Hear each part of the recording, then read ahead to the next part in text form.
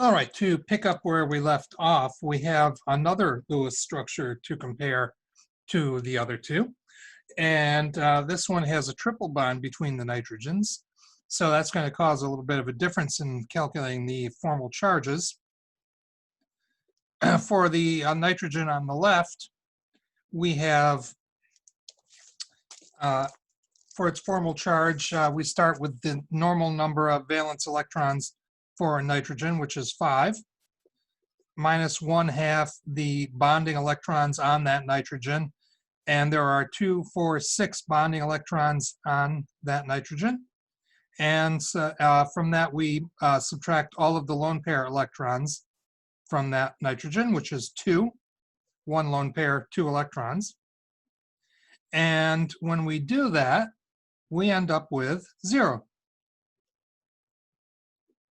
5 minus 3 minus 2 is 0. So looking good so far. The center nitrogen would be 5 minus 1/2 of the bonding electrons. That would be 2, 4, 6, 8. So 5 minus half of 8, that's 4, minus lone pair electrons on it, which would be none. And when you take 5 minus 4 minus 0, that's plus 1.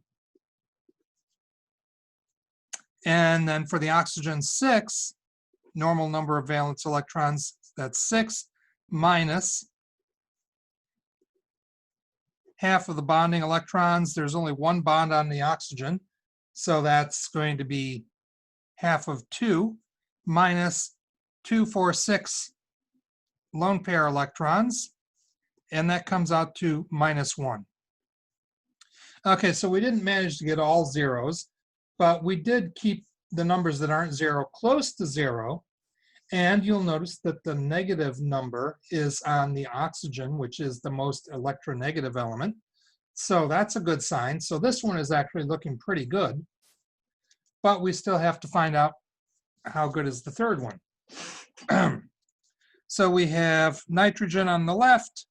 It's going to be 5 minus half of the bonding electrons. That's 2, minus 6 lone pair electrons. And that ends up being minus 2. That's not a good sign. And let's see, for the nitrogen in the center, it's going to be 5 minus half of 2, 4, 6, 8, minus 0 for lone pair electrons. And that's plus 1. And for the oxygen, it's going to be 6 minus 1/2 of 2, 4, 6 minus 2 bonding two lone pair electrons, and that is plus 1. Okay, so the third one kind of stinks too. Notice the negative number is on nitrogen, which is not the most electronegative element present. Also, the numbers are not as close to 0 as possible. So the winner is the second one. That is actually the best of the 3 Lewis structures. The Lewis structure, the nitrous oxide probably really in reality exists as a combination of all 3 of these structures, but at any given moment, a vast majority of them would be in that form there, because that's definitely the most favorable energetically. There are a couple more sections in this chapter. One is about exceptions to the octet rule, but we've already gone over that in reasonable detail, I think. And one is on bond energies, and that's things like energy changes are going to be covered in greater detail in the second session, anyway. But what I can mention about bond energies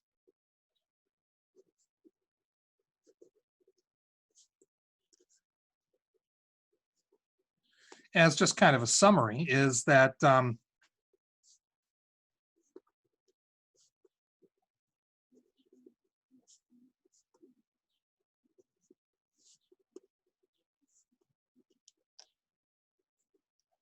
Basically, shorter means stronger in terms of bonds.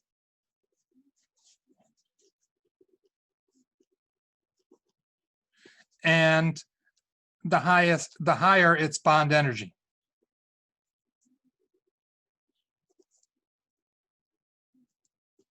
You might think that having high bond energy would be a bad thing in terms of stability, since we keep saying low energy is stable, but actually bond energy is defined as the energy released when a bond forms.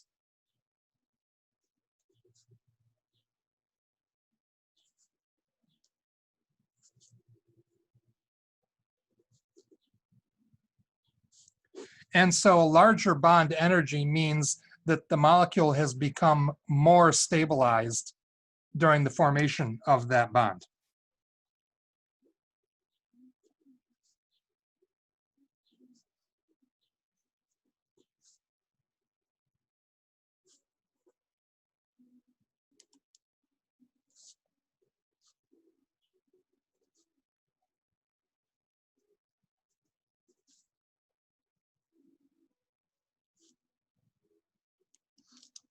Because we're talking here about the energy released when a bond is formed.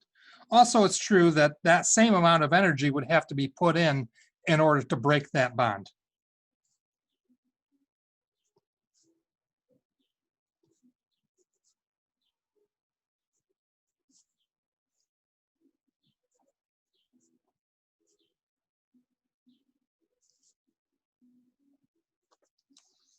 And so that would also be the amount of energy you'd have to put in to break the bond.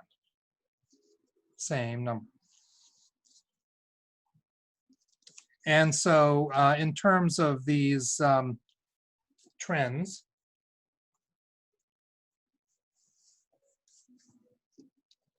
in terms of bond strength,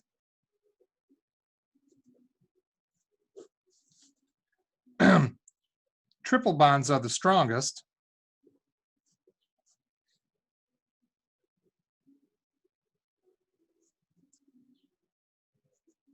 And single bonds would generally be the weakest. In terms of length, though, single bonds are the longest.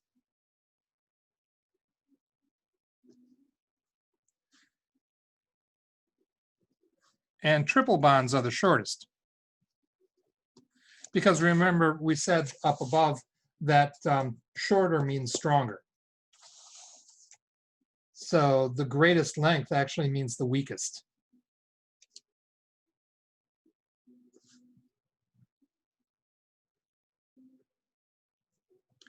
And bond energy is just sort of another way of saying strength.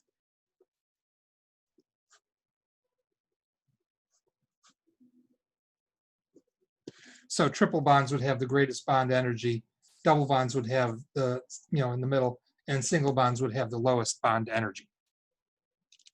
The individual bond energies for, specific bonds between two specific elements can actually change depending on, what elements are involved. So a carbon-hydrogen bond, it's a single bond, but a carbon-hydrogen single bond will have a certain amount of energy, whereas a carbon-chlorine bond will have a different amount of energy.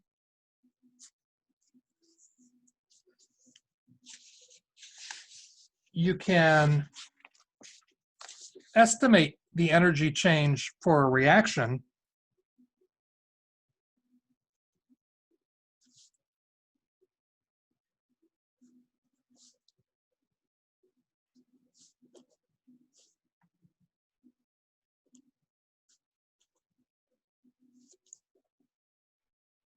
from the bond energies. And the way we're covering the chapters in this book is out of order. So actually, if we were doing them in order, we would already have gone over, what enthalpy change for a reaction means and other ways of calculating it. So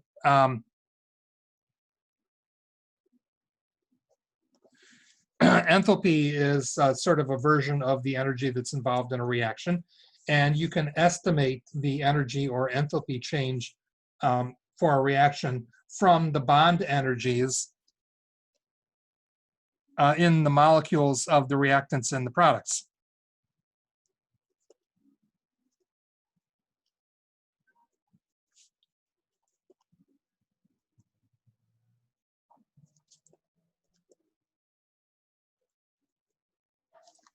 And all you really need to do is take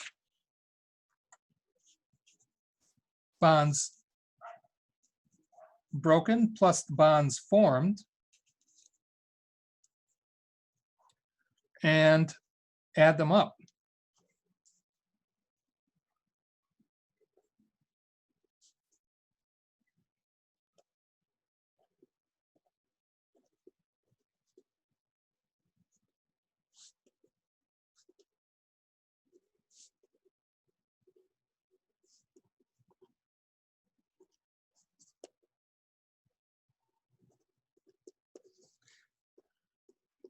And just keep in mind that the bonds, that when you're breaking a bond, you have to put energy in, and that would be considered positive.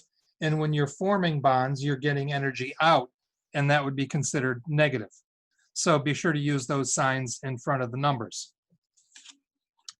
If you wanted to, say, find the energy change for a simple reaction, like trying to find one that's not actually being used in the book. Say,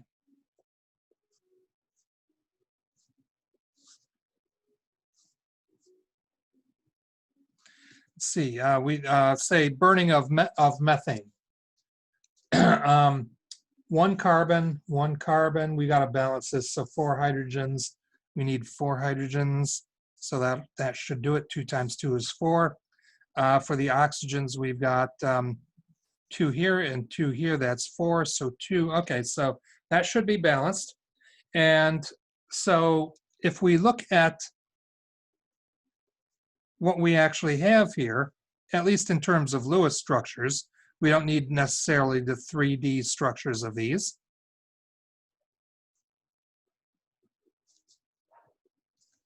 This is the Lewis structure for CH4.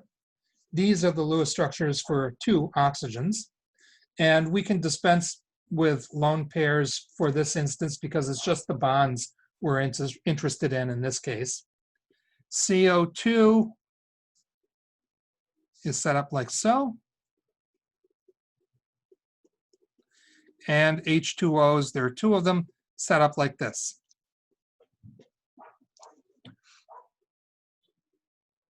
And you assume that all of the bonds in the reactants are broken and that all of the bonds in the products are formed. That's not always the case, but you can assume that. And any if it turns out that maybe a certain bond is not broken during the reaction, well, it'll cancel. The error will cancel itself out. So when you reform it on the other side, so you don't really have to worry about that. So under bonds broken, we have 4 carbon hydrogen single bonds, 1, 2, 3, 4, and 2 oxygen oxygen double bonds,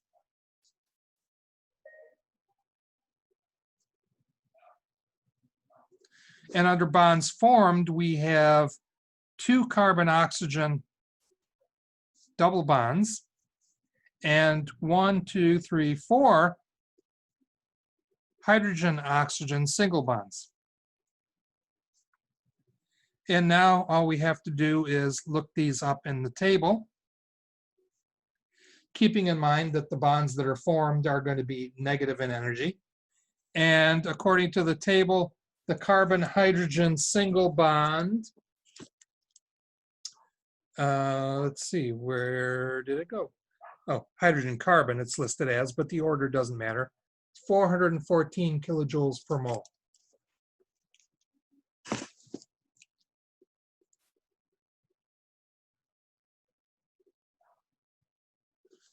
And we need to multiply that by 4 because there are 4 of them. For the oxygen-oxygen double bond, we get a number of 498. And there are two of them.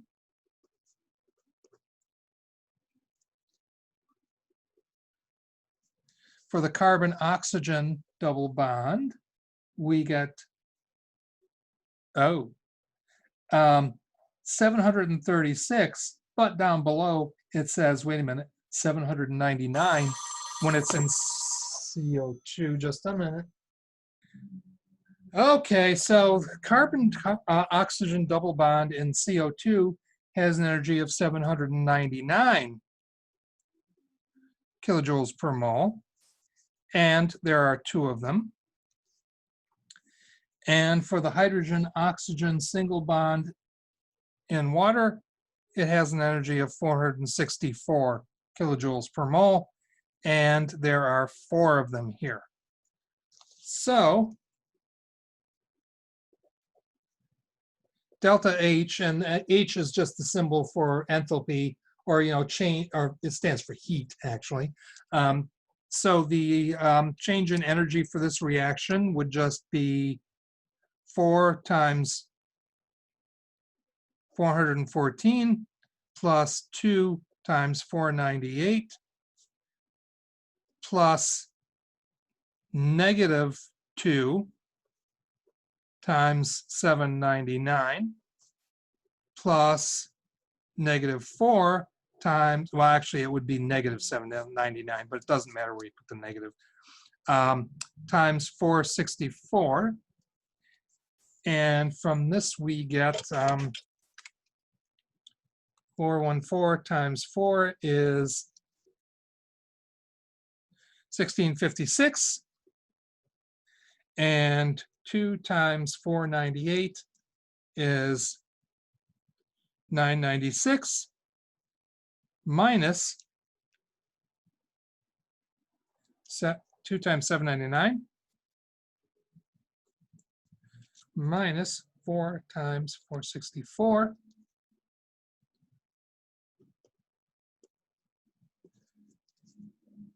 Okay, so the energy in to break the bonds is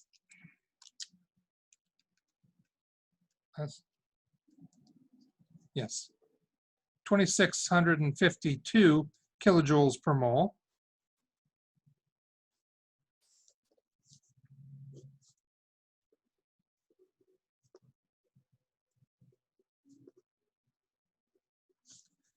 And the energy out when new bonds form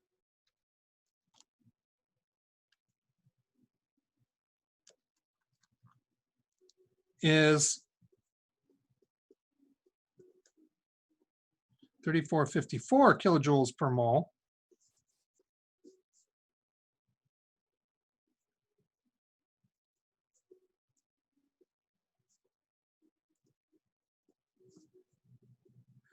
And 2652 minus 3454 gives us